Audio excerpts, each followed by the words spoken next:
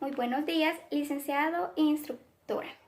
Nuestro objetivo didáctico o lo que queremos lograr con nuestros compañeros es el siguiente. Mediante el contenido a exponer, los estudiantes comprenderán el proceso de interacción en el aula, tomando como base el material presentado. A continuación, logrando un 99% de efectividad en la captación del interés en el grupo. Este grupo está conformado por Stephanie Canizales, Araceli Orellana, Gerardo Ramos, Ulises Barrera y mi persona, Daisy Ramos. En esta ocasión hablaremos sobre el tema el aula como espacio interactivo microsistema. El aula como grupo humano, como consecuencia de toda situación, podemos decir por extensión que cada grupo tiene su personalidad propia. Sin embargo, esta personalidad debe ser potenciada, teniendo en cuenta que la clase no está necesariamente constituida desde un principio como grupo, sino que debe de transformarse en un grupo para cumplir realmente su cometido. Algo que en ocasiones no ocurre. La conducta del profesor es fundamental para llegar a ese punto. Los alumnos captan muy bien cuál es su actitud hacia ellos y cómo concibe las relaciones que se deben dar en el aula. Hay factores del grupo en el aula que son el aprendizaje y la enseñanza. Comprende una serie de procesos interpersonales que pueden ser acentuar sus defectos. Es preciso hacer hincapié en algunos factores del trabajo en equipo que pueden ser muy beneficiosos o no, según cómo se enfoquen. Hay 4 puntos: la cohesión y digresión, la cooperación y competitividad, la autonomía y la dependencia, la empatía y el rechazo.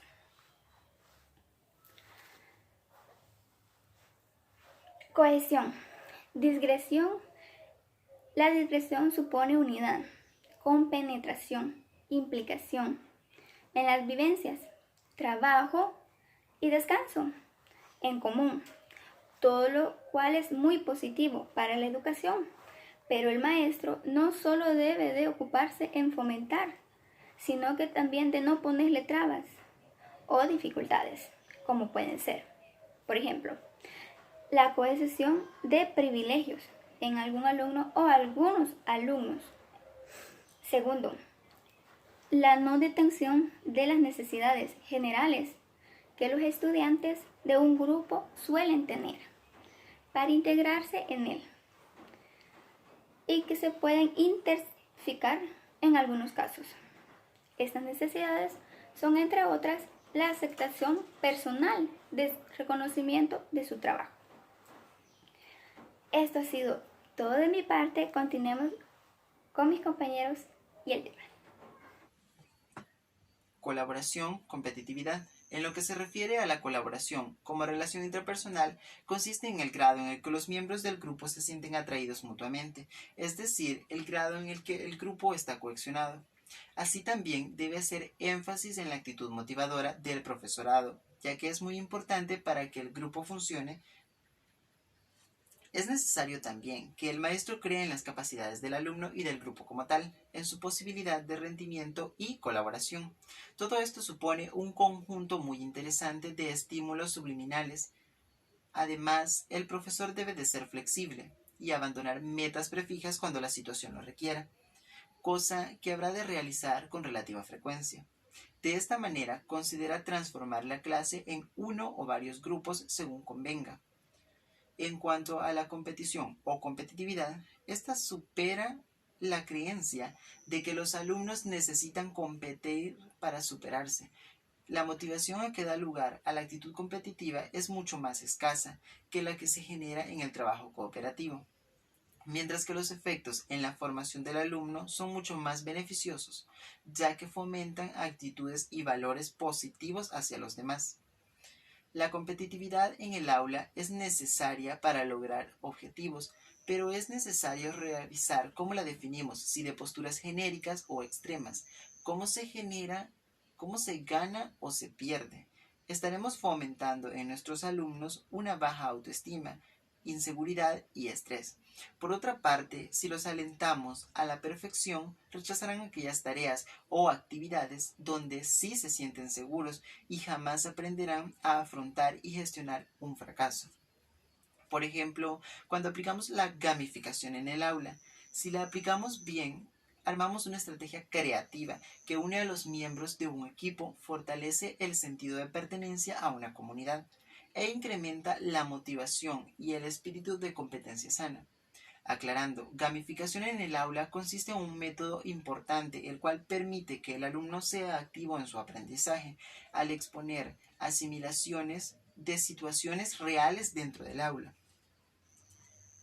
Autonomía-dependencia. Otro tipo de relaciones presentes en el aprendizaje cooperativo y que el profesor debe de regular son las de autonomía-dependencia. La consecuencia de autonomía por parte del profesorado es un objetivo permanente en el terreno educativo. Cada persona debe de tener autoridad para actuar dentro de un orden, pero de acuerdo con sus criterios propios. El aula que fomenta la autonomía debe de ofrecer posibilidades variadas. Después de la familia, la mayoría de influencia de autonomía se encuentra dentro del aula. Si el niño y el adolescente se desempeñan en un ambiente escolar que fomente espacios para la creatividad sin actitudes adultocentristas, con el respeto a la singularidad de cada alumno, la escuela será un campo propicio para la autonomía como meta de la educación. En cuanto a la dependencia o actuación por imitación, es previa a la consecuencia de autonomía. En cada momento evolutivo cabe un grado de dependencia aceptable, difícil de procesar, aunque sí debemos de tener en cuenta que esto no debe ser nunca un freno a la evolución de la persona. Empatía o rechazo. En la misma línea podemos considerar las relaciones de empatía-rechazo. La empatía o acción de sentir con el otro es propia de personas maduras, dentro del respeto y comprensión mutuos, captados por ambos. Puede ir lográndose en el aula y en este sentido no tiene por qué ser ausencia de actuación docente. El rechazo debe de ser objeto de censura por parte del profesorado, quien ha de proponer en su lugar climas de empatía y encuentros que facilitan la coexistencia positiva del grupo.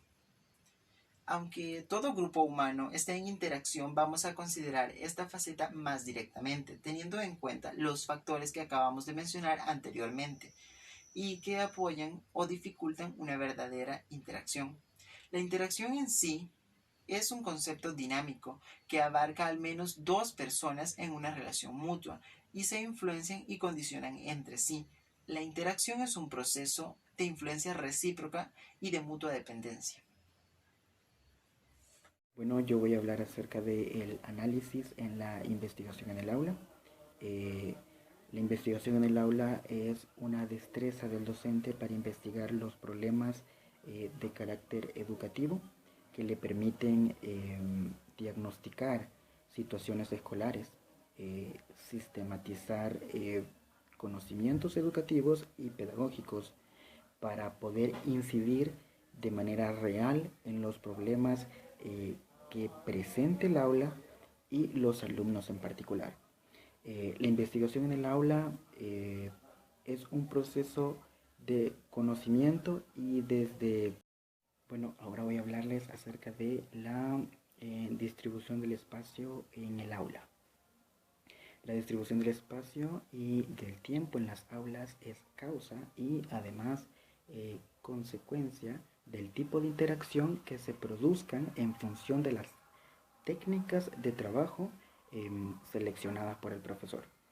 En el centro de atención en la actualidad se desplaza del profesor al alumno, proporcionando así un tipo de interacción multilateral entre ambos y también de los alumnos entre sí.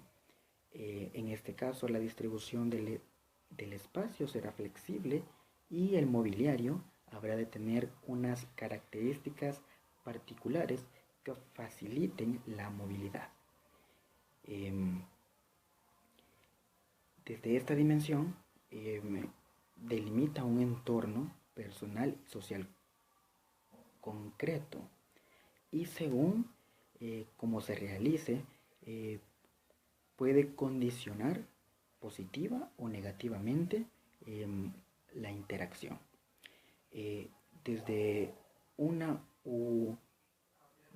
postura u otra, la distribución del espacio en el aula debe tener en cuenta la posibilidad de que se realice según territorios predominantes fijos en el primer caso y móviles en el segundo.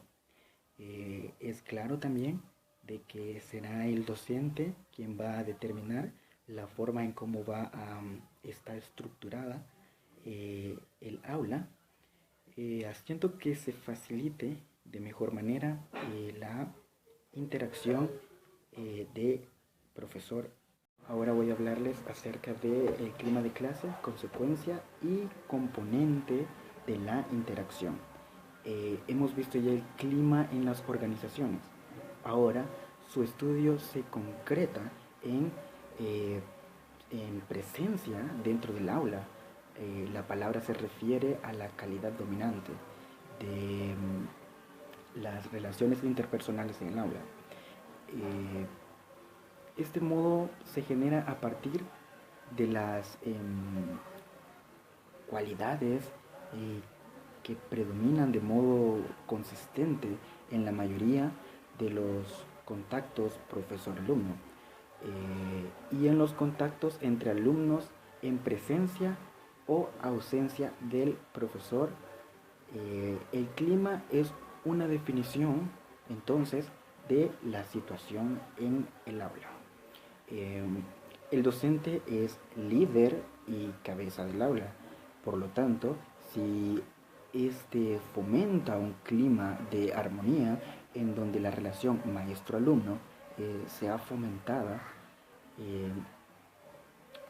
habrá un ambiente de confianza en donde tanto los alumnos como los docentes o el docente se sentirá cómodo con el clima que se haya creado.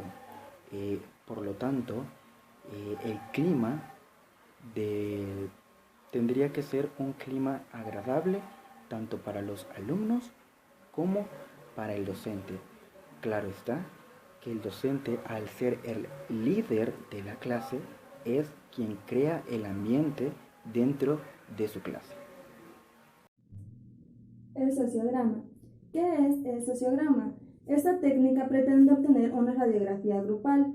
Busca obtener de manera gráfica, mediante la observación y la contextualización, las distintas relaciones entre los sujetos o alumnos que pueden darse entre sí, que conforman un grupo, poniendo así de manifiesto los lazos de influencia y de preferencia que estos se tienen entre sí. Además, la mayoría de estos casos son informales, y por ello está también lo que es el sociograma de impacto o de preferencia.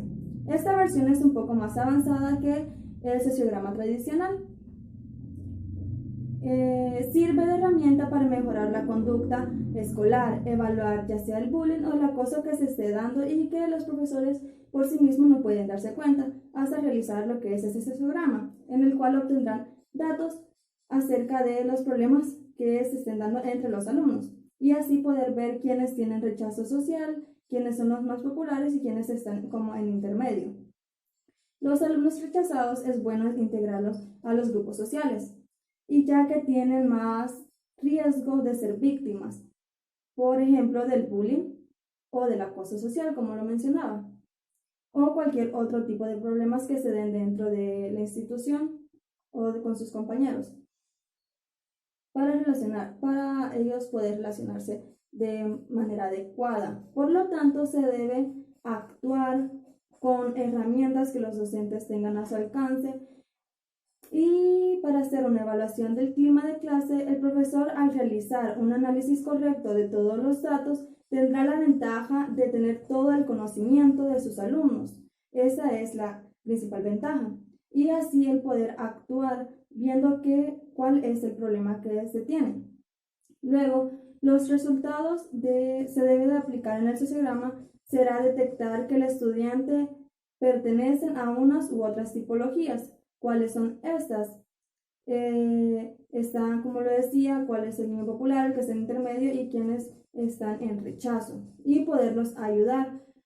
Para realizar el sociograma o identificar la posición en la que se encuentra cada miembro, se deben de seguir 4 simples pasos. El primero, que sería realizar las preguntas, ya sea que si los niños ya saben escribir, pues se le hacen diferentes preguntas y dependiendo del grado de maduración. Por ejemplo, si se le van a hacer a un niño de segundo grado, el cual no saben escribir muy bien y tal vez su grado de maduración no sea muy alto, entonces se le hacen 2 preguntas o 3 de manera anónima, en el cual ellos van a escribir, si por ejemplo con qué, que escriba el nombre de un compañerito con el cual ellos sí quieran relacionarse. Número 2 sería una pregunta de ¿con qué niño le gustaría hacer grupos de trabajo? Y que escriba el nombre. Y ya si los niños tienen un grado de maduración lo suficientemente alto, hacerles una pregunta negativa, como así. La pregunta sería, ¿con qué niño no le gustaría pasar el tiempo libre? O ¿con qué niño ellos no quisieran hacer un trabajo? Ya luego de hacerle todas estas preguntas a los niños, se sigue con el siguiente paso, que es el número 2, que sería tabular las respuestas. Cuando ya tenemos todas las respuestas, lo que se hace es en un cuadro poner el nombre de los 5 claves a la hora de rediseñar el aula. La primera es ajustar la distribución del espacio a las necesidades del aprendizaje. ¿Qué queremos decir con esto? Que debemos ajustar las mesas y el espacio para que los niños tengan un mejor desarrollo al momento de la clase. La segunda, crear espacios interactivos. El aprendizaje debe ser colaborativo y adaptativo entre los alumnos. El número 3, potenciar el valor del aula como espacio didáctico. Esto debe facilitar tanto en el momento de la exposición como en el momento de la presentación en los trabajos que realizan los alumnos. El número 4, crear un espacio cómodo y agradable para todos en todo momento. ¿Qué quiere decir con esto? Que el aula debe ser un espacio acogedor e inclusivo, que todos los alumnos deben de tener para sentirse cómodos al momento de participar. Y la número 5 es favorecer el uso del TIC. ¿Qué quiere decir con esto? Que se debe adaptar el modo en que los alumnos van a aprender, para que así sus ideas fluyan de una forma adecuada. 5 maneras de disponer el espacio del aula. Aquí tenemos una, que es en filas horizontales. Esta nos ayuda a la concentración de los alumnos y mantiene la atención. También es muy adecuada en el momento de dar explicaciones y jugar a rondas de preguntas y respuestas. La siguiente que tenemos acá es en grupos de 4 o en parejas. Esta nos permite la interacción, el trabajo en equipo colaborativo y nos ayuda en los proyectos y con inteligencia múltiples. Tenemos otro acá, que este es en bloques. Este permite la atención puntual como una proyección y también nos es muy útil al momento de realizar experimentos. Otra que tenemos acá es en forma de pasillo y esta nos permite la movilidad del docente. Este también nos puede ayudar al momento de hacer juegos o de hacer debates. Tenemos otra, pero no la tenemos acá, que es en círculos o en forma de U. Esta permite una buena visibilidad. También es recomendable para puestos en común y hacer debates. Como grupo hemos concluido que la adquisición de conocimientos es fundamental en lo profesional y mejora la práctica profesional y no puede separarse. Como segunda conclusión, tenemos que podemos decir que algunas de las inquietudes que ahora nos separan al concluir esta etapa de la vida es de vitalidad. Y como tercera conclusión, tenemos que considerar que los dispositivos multimedia son fundamentales y que como profesores debemos de aprender a utilizarlos. Y estos recursos pedagógicos nos van a dar una herramienta muy importante para un futuro. Muchas gracias por su atención prestada. Pasen un lindo día.